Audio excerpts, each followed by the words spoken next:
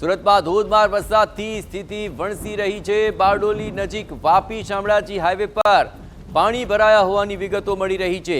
આ સતત વરસતા વરસાદમાં ખેતરો પણ બેટમાં તબદીલ થઈ ચૂક્યા છે અને રાજમાર્ગ પર સ્વરાજ આશ્રમ નજીક એક વૃક્ષ ધરાશયી થઈ હોવાની વિગતો મળી રહી છે। અહીંના વરાળ ગામથી બારડોલી કડોદ સ્ટેટ હાઈવે પણ બંધ કરવાની ફરજ પડી ગઈ। વરાળ અને રાયમ ગામના રસ્તાઓ પર ઘૂંટણ સમાણા પાણી ભરાયા છે।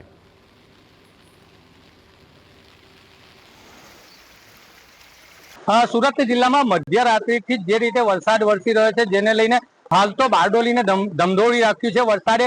બારડોલી નગર સહિત બારડોલી તાલુકામાં 20 જેટલા રસ્તાઓ હાલ બંધ છે।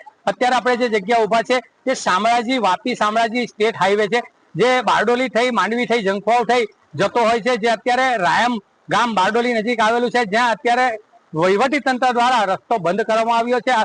આ દ્રશ્યો તમે જોઈ શકો છો।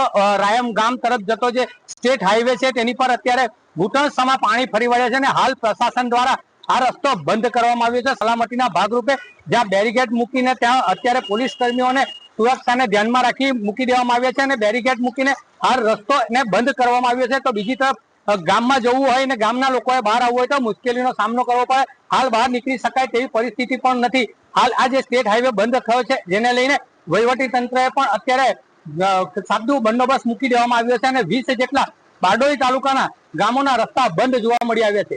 જિગ્નેશ મહેતા, TV9 બારડોલી।